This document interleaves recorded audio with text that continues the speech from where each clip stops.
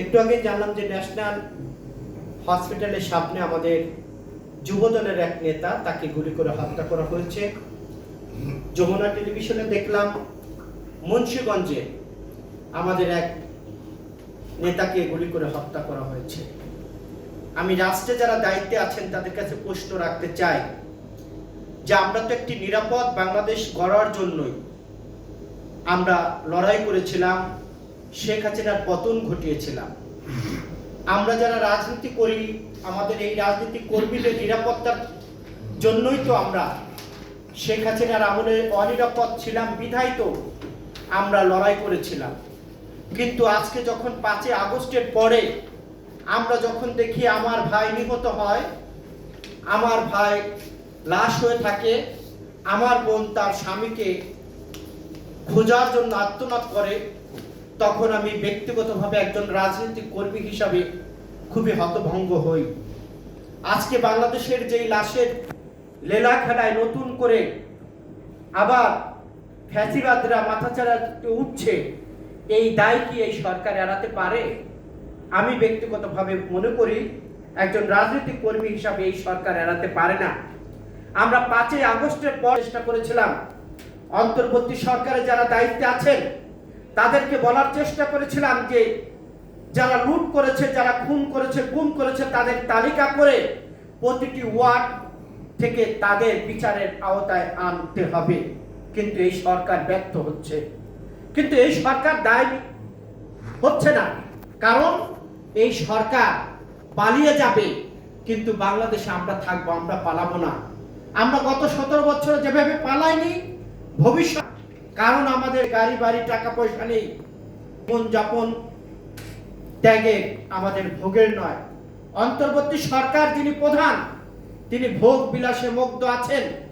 তিনি ক্ষমতায় 1 কোটি টাকা তার গ্রামীণ ব্যাংকে নিলেন, সুদের চড়া ব্যবসা শুরু হয়েছে, কিন্তু তিনি নজর রাখছেন না যে রাজনৈতিক কর্মীদেরকে নিরাপত্তা দিতে হবে, রাখছেন না বাংলাদেশের সাধারণ মানুষের নিরাপত্তা দিতে হবে, তিনি নজর রাখছেন না বাংলাদেশের সকল শ্রেণী পেশার মানুষকে নিরাপদ রাখতে হবে, তিনি তার নিরাপদে ব্যস্ত আছেন।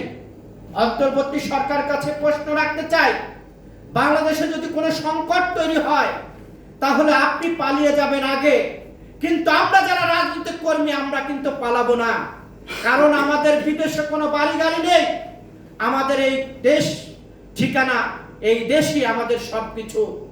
অন্তর্বর্তী সরকার নিজে, আমি মনে করি তার মুখে মধু অন্তরে বিষ, তিনি আজকে রাজনীতিবিদদের মধ্যে একটি দ্বন্দ্ব সৃষ্টি করে দিয়েছেন, যে দিয়ে আজকে এই খুনাখুনি শুরু হয়েছে, লাশের রাজত্ব শুরু হয়েছে। এই সকল দায় দায়িত্ব অন্তর্বর্তী সরকারের প্রধানকে নিতে হবে। তিনি দেখবেন খুব কম কথা বলে, কিন্তু তিনি সকল ষড়যন্ত্রের গুড়া এবং প্রধান। অন্তর্বর্তী সরকারেরও প্রধান, ষড়যন্ত্রকারীরও প্রধান, শয়তানেরও প্রধান। কারণ তিনি যদি মনে করেন ফেব্রুয়ারিতে নির্বাচন হবে, সকল রাজনৈতিক দলকে একতাবদ্ধ করতে হবে, তিনি পারেন, তিনি দায় নিচ্ছেন না, তিনি খেলছেন আমাদেরকে দিয়ে। কানে কানে বলেন তোমরা জুলাই স্বাক্ষর করবে না, আবার আরেকজনকে বলে তোমরা জুলাই স্বাক্ষর করো। নিজেদের মধ্যে যে বিভেদের রাজনীতি অন্তর্বর্তী সরকার শুরু করে দিয়েছেন। অন্তর্বর্তী সরকার প্রধানকে বলতে চাই, পৃথিবীর যেখানে পালিয়ে থাকেন না কেন, বাংলাদেশের মানুষ কিন্তু আপনাকে বিচারের কাঠগড়ায় দাঁড় করবে।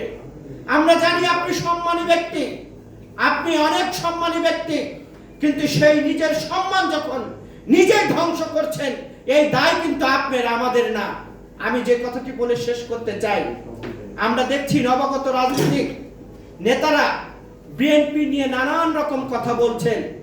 আমরা গত 17 বছরে দেখেছিলাম হাজা মাহমুদ প্রতিটি মুহূর্তে মিথ্যা কথা বলতেন, সেই তার নাম ডক্টর হাসান মাহমুদ। বাংলাদেশে গত 14 মাসে হাসান মাহমুদ অনুপস্থিত। একটি কথা মনে রাখবে, শূন্য স্থান কখনো ফাঁকা থাকে না, সেই শূন্য স্থান পূরণ করতে দিতে এসেছেন এনসিপির নেতা নাসিরউদ্দিন পাটোয়ারি। তিনি বলছেন বিএনপির মৃত্যুর ঘন্টা বেজে গিয়েছে। নাসিরউদ্দিন পাটোয়ারি সাহেব এরকম অনেক কথাই কিন্তু শেখ হাসিনা বলতো। শেখ হাসিনা সুরে কথা বললে বাংলাদেশে তার অস্তিত্ব থাকবে না, এটাই হলো বাস্তবতা। আমরা ঘুম থেকে উঠে দেখতাম শেখ হাসিনা গণভবনে বসে বিএনপি, খালেদা জিয়া, তারেক রহমানকে নানান রকম কুরুচিপূর্ণ কথাবার্তা বলতো। আমরা দেখছি সেই জায়গাটি আবার নাসিরউদ্দিন পাটোয়ারি জায়গা করে নিয়েছেন। তিনি হাসান মাহমুদের রোল পালন করছেন, তিনি শেখ হাসিনার রোল পালন করছেন। তিনি প্রতিনিয়তই বিএনপিকে নিয়ে বাজে কুরুচিপূর্ণ বক্তব্য দিচ্ছেন। আমি নাসিরউদ্দিন পাটোয়ারিকে যে কথাটি বলতে চাই, নাসিরউদ্দিন পাটোয়ারি সাহেব রাজনীতি শুক্রে 8 দিন এসেছেন। আমরা যতবার কারাগারে গিয়েছি, যতবার পলাপলি খেলেছি, তত কটা ভাতও আপনি খান নাই। উড়ে এসে জুড়ে বসে গ্রামের একটি কথা আছে, ঝড়ে বক মরে ফকিরের কিরামতি ভরে। আমরা আন্দোলন সংগ্রাম করলাম, আমাদের রক্তের উপরে দাঁড়িয়ে অন্তর্বর্তী সরকার চেয়ারে বসে নানান রকম ষড়যন্ত্র করছে। সেই সুরে আবার নাসিরউদ্দিন পাটোয়ারি বাংলাদেশের নির্বাচনকে বানচাল করার ষড়যন্ত্র করছে। নাসিরউদ্দিন পাটোয়ারি সাহেবকে বলতে চাই, বাংলাদেশে নির্বাচন হবে, বিএনপি ক্ষমতায় আসবে, কিন্তু আপনারা পালাতে পারবেন না। ইতিমধ্যে আপনাদের গায়ে নানান রকম কাদা লেগে গিয়েছে। আপনারা কে কোথায় কোন রকম দুর্নীতি করছেন সকল আমলনামা জনগণের কাছে আছে।